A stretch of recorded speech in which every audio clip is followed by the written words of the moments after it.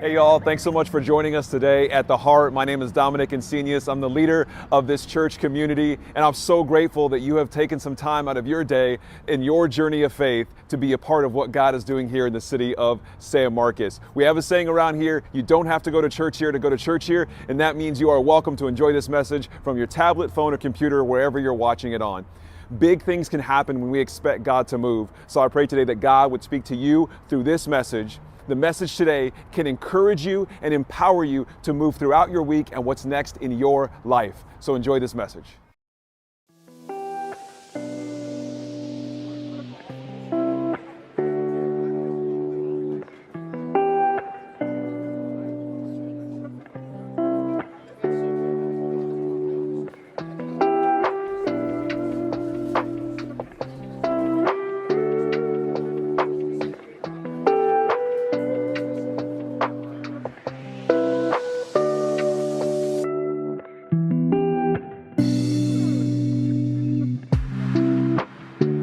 We are starting a brand new message series today called Perspective. And to be honest, this is one of my favorite things to talk about, especially when it comes to faith. Most of the big moments in my life where my faith took kind of big steps, or maybe some of the bigger challenges I had in my faith came from a time where I had to choose what perspective I was going to have, what perspective I was going to choose to see. And so I'll give you a quick spoiler alert for the rest of the series in case you're busy for the next 4 or 5 weeks, is that your perspective will change the way you see the world. And this is nothing profound. I'm not the first one to say this. Your perspective will literally change the way that you perceive your world, the relationships in your life, your faith, your job, the things that are happening to you right now, today, the things that you're going to have to face this coming week. The perspective you bring to those will literally change the outcome. It'll change the way you process that information, change the way you approach your faith. When I was thinking about this whole thing of perspective, I you know what? I wasn't going to get into I usually don't get into the verses this early, but we're going to do it, okay? I want to read a little bit of the book of Matthew. And if you don't know a lot about the Bible, it's no big deal. The book of Matthew is one of the Gospels, one of the 4 Gospels. There's Matthew, Mark, Luke, and John, and these are the accounts of the things that Jesus did while he was on earth with us, right? So a lot of the things that he said, the kind of miracles that he was a part of, the things he taught people. And then in each account, it talks about him going to the cross and the kind of decision he made there to be a sacrifice for us humans to be able to reconnect with God. But along the way, Jesus did this incredibly amazing thing. And it was so wild back then that he was killed for doing it. Now we see it as a new way of looking at faith. Right now we see it as the way, if you consider yourself a Christian, I know not everybody in here does, not everybody listening does. If you consider yourself a Christian, we kind of take it for granted. We just follow the ways of Jesus. You know, we sang a few songs here earlier talking about Jesus, the person that Jesus was. But a few thousand years ago, Jesus wasn't celebrated by the religious people of the time. He was sought after and murdered by the religious people of the time because he dared to bring a different perspective to the way that we connect with God. A different perspective to the way that we interact with each other. So I'm going to read Matthew. This is chapter 5, and this is known, this part we're going to be reading in is known as the Sermon on the Mount. So he's doing a lot of teaching, just saying a lot of things. And I want you to listen to a particular part where there is a rule, there's a doctrine, there's a religion, and then watch how Jesus brings in perspective. Okay, it won't be hard to see, I promise. Look at this. This is Matthew chapter 5. We're going to start in verse 33. You have heard it said, you have also heard that our ancestors were told, you must not break your vows, you must carry out the vows you make to the Lord. But I say, don't make any vows. Don't say by heaven, because heaven is God's throne. I'll read the rest of it too. It's not going to be up here, so don't worry about it. Don't say by earth, because the earth is his footstool. And don't say by Jerusalem, for Jerusalem is the city of the great king. Do not even say by my head, for you can't turn one hair white or black. Just say a simple yes, I will, or no, I won't. Jesus brings a perspective. So here's what you've heard. But let me introduce a little bit of gray area into that. Let me introduce a little bit of a perspective shift. Because if the only way you think is we have to keep our vows, we have to keep our vows that we make to the Lord. And I swore on the Lord's name that I was going to do this, so I have to carry it out because I swore. And Jesus said, let's change our perspective on the vows that we're making. Why do you even need to make vows? Just say yes if you're going to do it, and say no if you're not. And those of us that are people pleasers in the room will say, it's not that easy. If only. Can you imagine being honest about your emotions? Not me.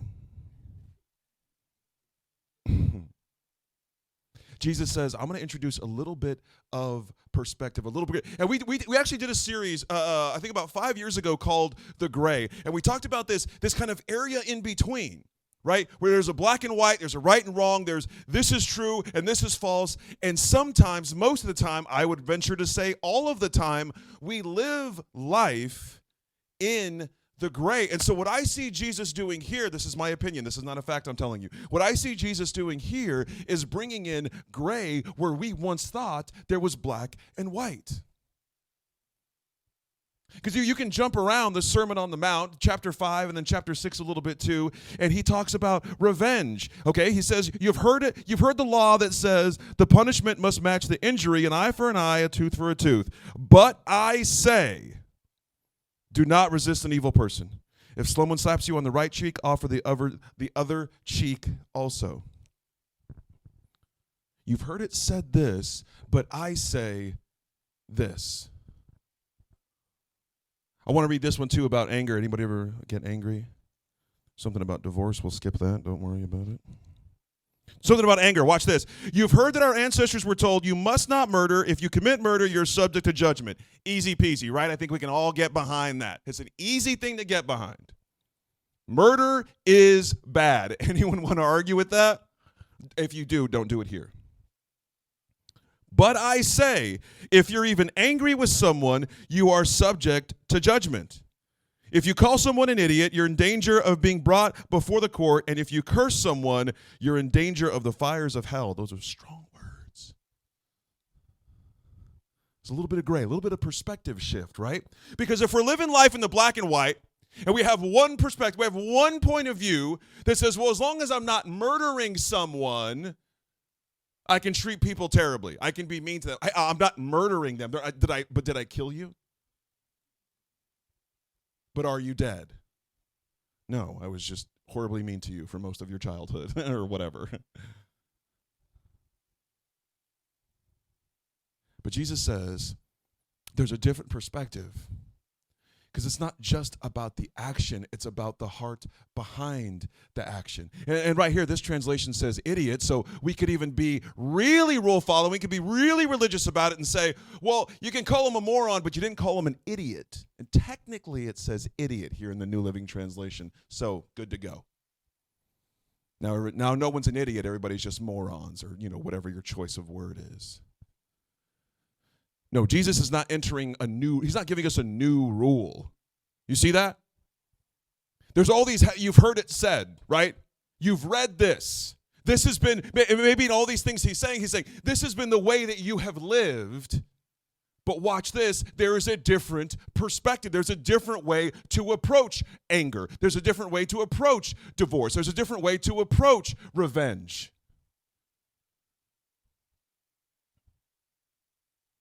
There's a different way to approach your enemies. Jesus' perspective, he says, instead of hating your enemies, I want you to try the perspective of loving your enemies. Now, I don't know if you feel the same way I do in traffic, and not that people in the other cars are your enemies, but hang with me. When I was young, and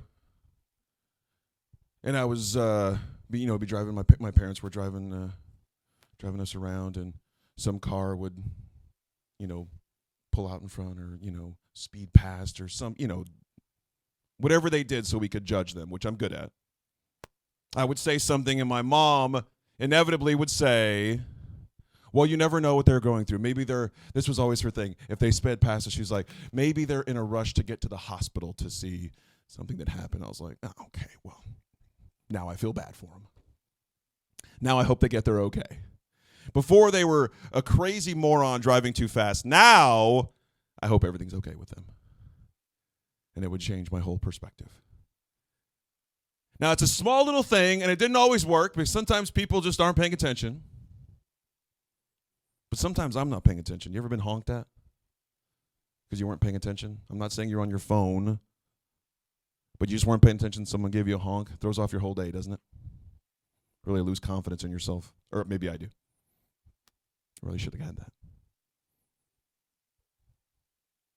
But it changes the perspective. This happens all the time.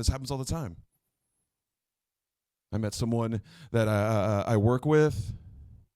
Sometimes he's hard to be around. He complains a lot. And so, because I'm good at it, I just judge him, Pro. I'm a pro at that. And then I get to know him a little bit, learn a little bit where he's coming from, some of the things that have happened to him. I'm like, man, I get that. All right, well, now it's not as bothersome. It's the same action, the same behavior, the same person, but because I have changed my perception, I have changed my perspective on what I think that whatever that means, now everything is different, even though nothing has changed.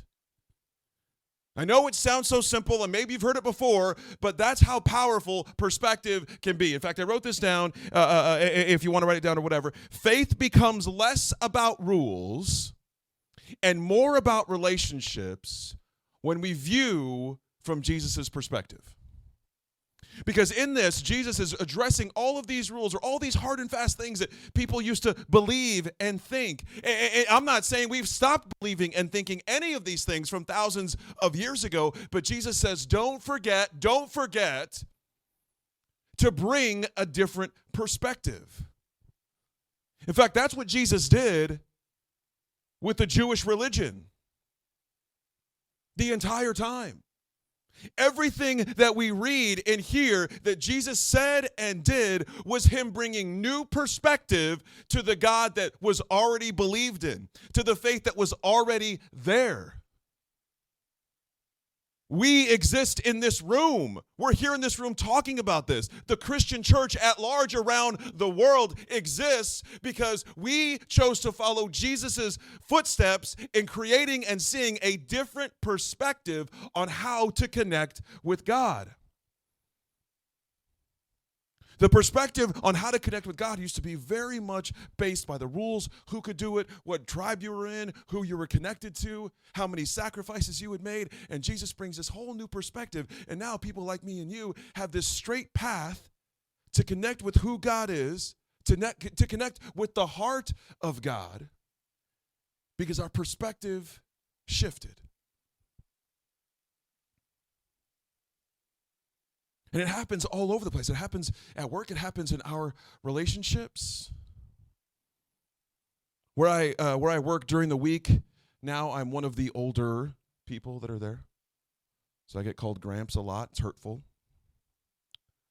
I think it's the gray. Do you think it's gray? When I say I live in the gray, I didn't mean that, so I might have to die some. But I get asked questions about, kids and stuff. I say, yeah, I have a kid, He's 21. And it's usually the same kind of reaction. Whoa, 21. And then, depending on the age of the person I'm talking to, they're like, wow, it must be nice to be done raising kids and still so young and vibrant. Their words, not mine. I would never say that. To be so young and vibrant. And I say, yeah, it is. It is kind of nice. But you know what was in exchange for that is when a lot of people, let's say someone waits to have kids till they're in their early 30s. Well, they're going to be an older parent than me as far as their kids' age. But what they were doing in their 20s while I was raising a toddler and a little tiny punk, they were living their 20s, doing things that 20s people do. You know, hustling, staying up late, making bad decisions. And so it's all a matter of perspective. I'm not saying one's better and one's worse, right? I'm not saying one is preferable and one is not. I'm saying that either way, you get to choose the perspective you're going to have. Now, over the next few weeks, what I really want to do is dig into how the perspective can shape and change what you're going through right now. And maybe you're in one of these seasons of life where everything's going smooth, everything's ship-shape, no major problems, no major issues, nothing on the horizon. That's perfectly fine. But even if it is going that way, you've lived long enough to know that you're going to face challenges. You're going to face difficult times, difficult things might be ahead. So what if we armed ourselves with the ability to bring a fresh perspective? What if we armed ourselves with the ability to see things differently? What could that do? What could that do for the problems you're having right now in your relationship? If you were able to see things differently. Many times that's what I'll try to do is, and I'm not a hero, not my words. What I'll try to do is if there's a big argument I'll have with a friend or family, once the heat is gone, I'd try to think of, all right, where could I have said something maybe? I mean, I've never been wrong in my life. But where could I have said something maybe that maybe prompted that reaction? Or what's going on in my, sometimes I've had a heated conversation, and if it's a very close friend, I'll follow up and say, hey, is everything okay? Is there something else? There's something else going on. And not that there always has to be, but questions like that, curiosity like that, can help shift my perspective.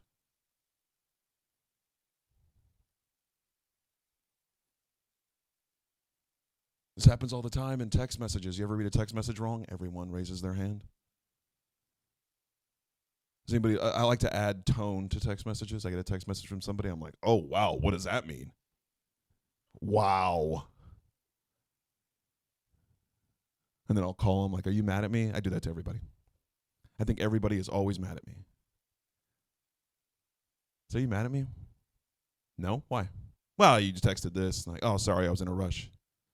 Oh, sorry, I used Siri to send the text. That's an Apple reference for you, Android people. Even our perspective of a text message or a phone call or a post on social media can change the way we look at somebody. And I'm saying this now in April because it's an election year, so get ready to really shift your perspective come election time with all the people that you follow on social media, your friends and family. Remember to bring the perspective of love and patience and kindness no matter what. No matter what.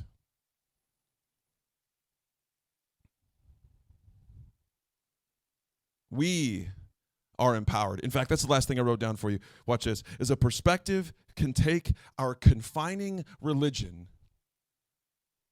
to your empowered faith. It can take your confining religion. And I do genuinely feel that religion, at least religion in the sense, I don't mean, the Jewish people or the Christian people or the Muslim people. I don't mean that. I mean the idea of religion.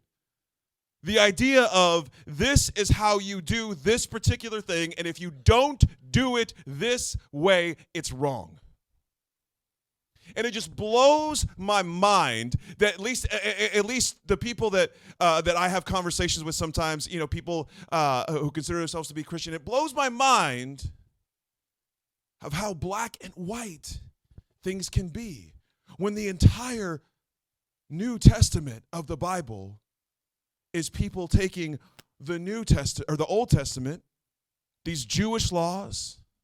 We have entire books in the Old Testament of laws that needed to be followed. And then the New Testament, they're saying maybe it's time for a fresh perspective. It doesn't mean throw away what was. That's not what having a fresh perspective is. It doesn't mean getting rid of what was and stepping into what you want. That's not fresh perspective. Perspective is saying, I see that, but I also want to be able to see this. Now you have all of these different angles from the same thing, and it changes. It changes the way you see it. It changes the way you see a problem. It changes the way you expect to be received. I read this article, it was either this week or last week, and if you've been here for a while, when I say I read an article, it means I saw a TikTok. So I read this article about this study that was done where there was a group of women, and they said, okay, here's what we're going to do. We're going to put some fake makeup on you, okay? We're going to put some makeup that makes you look like you have a scar across your head, right? Or some makeup that makes you look like this huge scar across your face. And then I want you to go out and just kind of go to a coffee shop or run your errands or whatever, and then we're going to meet back up, and then you're going to tell us what your experience was, how people treated you. Maybe you've heard this already. And so what would happen is they did the stuff, did the makeup, showed them in the mirror, you're going to have this big scar. And then as they were leaving, before they let them see the mirror, after they already saw themselves in the mirror, they said, let me do a quick touch-up, and then they would remove the scar. So this group of women were expecting to be stared at because of this scar, expecting to be treated differently because of these marks, whatever it happens to be. And it changed the way that they felt treated. It changed the way that they felt perceived. Even though nothing was different, their entire experience for the day centered around what they were perceiving was happening to them. That's how powerful perception is. It will literally change your day. And so if it can change your day, what does that mean? How much power, how much gravity the power of perception can bring to our faith? An empowered faith.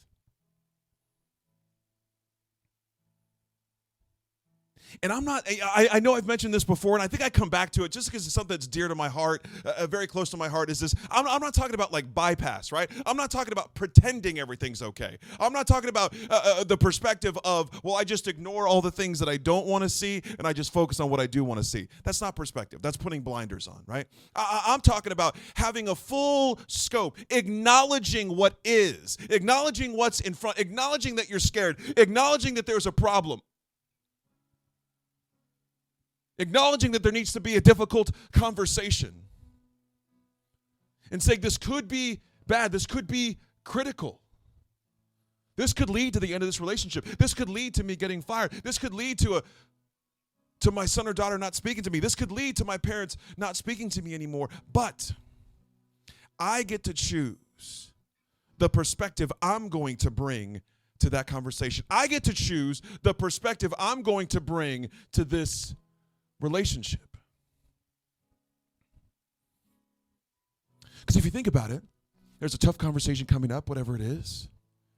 And if your perspective is, this could be the end. If this conversation doesn't go well, I know it's going to be the end of this relationship. So if the conversation doesn't go well, you've already decided the outcome. Where somebody else could have the same conversation with the same person and say, this relationship is worth this uncomfortableness. This relationship is worth this fire we're going to have to walk through together. So I'm going to bring the perspective of it's worth the fight. It's worth staying in the anger. It's worth the patience it's going to take to get through this together. That's the power of perspective. Because the only thing different in either of those scenarios is just the way you're going to look at it. It's literally that powerful. It's literally that impactful, is being able to choose the perspective you're going to bring.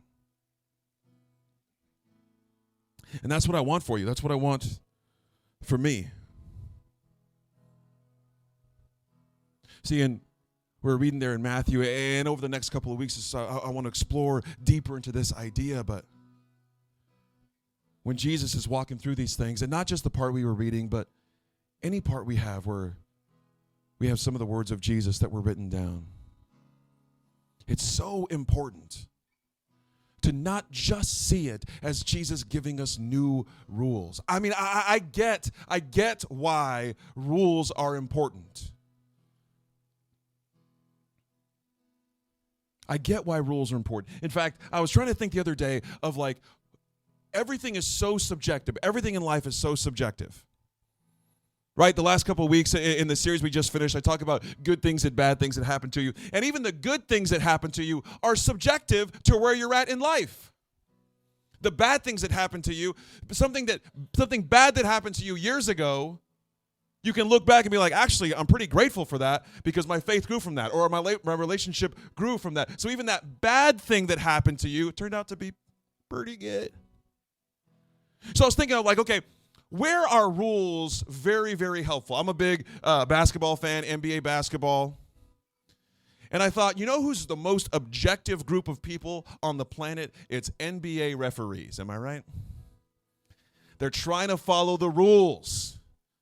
They're calling fouls and not calling fouls. Talk about a matter of perspective. Because if I'm watching a Spurs game, guess whose side I'm on when the ref makes a call? If they call a foul on the Spurs, I'm like, nope, not a foul. I can see right there. He barely even touched him. But if it's a call against the other team, I'm like, he's all over him. It's really a matter of perspective. And it changes all the time. Anybody who's playing the Spurs, I want them to lose. But if they're playing another team, I want them to win. So my perspective changes on a particular player and how they play. And if this can happen in the most insignificant thing of just watching a game, watching an NBA game on TV, how much powerful can it be for you addressing your faith, addressing the changes that you want to make? That's the power of your choice. I know I talk about it all the time, but this empowered faith that we're given through what God has done. And this gray we get to step in with what Jesus did. And being in the gray is messy. It absolutely is. Getting to choose perspective is messy because you won't always see it from a helpful perspective, and you won't always get it right the first time, and you won't always see it the way the other person wants you to see it. But that's what life is all about. That's what we're doing. We're here trying to figure it out together. And the power of community, the power of us all being in it together is that we get to be in it together. That we're not alone. That we don't have to face it on our own. We get people around us that can help us see different perspectives. That's where you really tap into the power of perspective, is you get people around you who you can trust. People around you who you love and you love them. They trust you and you trust them. And you invite them to show you different perspectives. You invite them to help you see things in a different way. Now you're not just having to do it on your own. You can get people around you, and now you're seeing things in ways that you never experienced them before. I hope you can be here for the next couple of weeks as we dig further into this. And if you can't, you can also, obviously do the podcast or YouTube. But I would love for you to be on this journey with us as we explore deeper the perspective that can change our life and our faith. If you could close your eyes for a moment and bow your heads, I want to pray with you. And actually, I want to give you a challenge today. I don't always give a challenge at the end of a message, but I want to give you a challenge today with your eyes closed, your heads down. I want you to be thinking about this. This week, I want you to choose one relationship that's been maybe troublesome or difficult, or I want you to choose one situation that has been causing you trouble in your heart, in your mind, your emotions. And I want you to promise yourself, I want you to challenge yourself to choose to see a different perspective, just in that one relationship or that one situation. And just this week, you don't have to do it forever. You don't have to make a change in your life forever, but I want you to challenge yourself to do that this week. With your eyes closed and your head down, if you want to accept that challenge, on the count of 3, put your hand up. Let's do it. 1, 2, 3. Put your hand up real quick. Okay, let's put it down. Let's pray. God, we are grateful for the empowered faith that we can step into, for the way that you have showed us to trust you. We're grateful for the perspective that Jesus has brought. And because of that perspective, we can see more and we can know more, and our faith can grow more. So we thank you for that. We pray that in your name. Amen. Y'all, thanks so much for joining us today at The Heart. To find out what is next for you in your journey of faith, I want to invite you to go to theheart.church/next, see what's in store for you, get in touch with us. We would love to be able to connect with you and see how we can partner with you in your journey. I hope you have a great rest of your week, and we'll see you soon.